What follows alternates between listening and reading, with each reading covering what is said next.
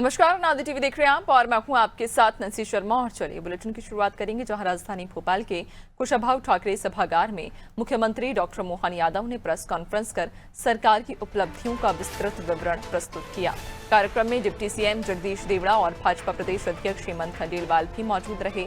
इस दौरान राज्य सरकार की 2 वर्ष की उपलब्धियों पर आधारित पुस्तक का विमोचन किया गया। मुख्यमंत्री ने कहा कि 2 वर्षों की समीक्षा करने के साथ ही आने वाले 3 वर्षों के लिए विभागवार कार्य लक्ष्य भी तय कर दिए गए हैं। मंत्री अब अपने अपने विभागों का प्रेजेंटेशन देंगे ताकि उपलब्धियों और चुनौतियों को सटीक रूप से समझा जा सके। लॉ एंड ऑर्डर पर बात करते हुए मुख्यमंत्री ने बताया कि 35 साल पुरानी माओवाद की चुनौती प्रदेश के लिए सबसे बड़ी समस्या थी। केंद्रीय गृह मंत्री अमित शाह द्वारा स्पष्ट समय सीमा तय किए जाने के बाद मंडला, बालाघाट और डिंडोरी धीरे धीरे पूरी तरह लाल आतंक से मुक्त हो गए। मुख्यमंत्री ने इसे प्रदेश के सुरक्षा ढांचे की बड़ी उपलब्धि बताया। नदी जोड़ो परियोजनाओं पर विस्तार से बताते हुए मुख्यमंत्री ने कहा कि पार्वती, कालीसिंध, चंबल, केन बेतवा और ताप्ती नदी जोड़ो परियोजनाएं प्रदेश के लिए नए युग की शुरुआत है।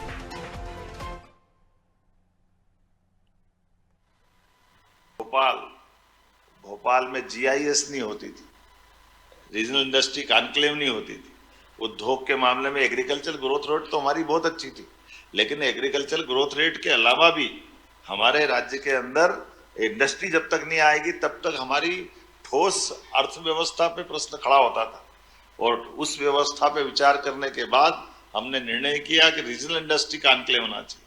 तो छोटे छोटे संभाग केंद्रों पर, मानता हूं ग्वालियर, जबलपुर तो बड़े थे, भोपाल भी बड़ा था, लेकिन इंडस्ट्री कॉन्क्लेव पहली बार हुई। नदी जोड़ो अभियान की ये भी बहुत बड़ा अभियान था, असंभव जैसा था। कभी अटल जी की बात याद करें कि बुंदेलखंड में केन बेतवा नदी जोड़ो अभियान की जब बात आई थी, वाकई ये ऐसा लग रहा था कि तो क्या होगा, भगवान जाने कैसे करेंगे। लेकिन केन बेतवा नदी जोड़ो का जो लाभ मिला बहुत तेज गति से, और अब तो रोज नए नए जिले जुड़ रहे हैं। नहीं तो हम इधर कभी सोचते नहीं थे कि भोपाल, इंदौर, उज्जैन ये तो नर्मदा जी से जुड़ गए थे, लेकिन ये पर्वती, कालीसिंध, चंबल का कैचमेंट एरिया है।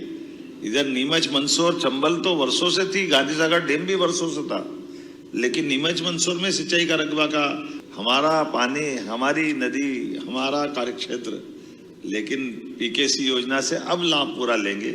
आमतौर पर तीर्थ की रचना नदी माताओं के माध्यम से होती है। अकेले उज्जैन को देखें तो उज्जैन की क्षिप्रा नदी में 2 चुनौतियां हमको थी। सिमस तो 80 में भी हुआ, 92 में भी हुआ, 2004 और 2016 में। लेकिन 80, 92 और 2004 तक जब सिमस्त हुआ तो क्षिप्रा जी के जल में स्नान करने जो साधु संत सहित धार्मिक श्रद्धालु आए, उन्होंने गंभीर के पानी में स्नान किया। गंभीर क्षिप्रा जी से लगभग 20 किलोमीटर दूर से पानी लेके लिफ्ट करके आए और उसमें स्नान कराया।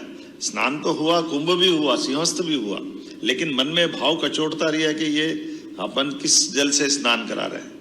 मैं इस बात के लिए धन्यवाद देना चाहूँगा हमारे इरिगेशन डिपार्टमेंट के लोगों को, जिन्होंने इस चुनौती को लिया और हमने इस सिंहस्थ में क्षिप्रा जी के जल से स्नान करने का प्रबंधन कर लिया।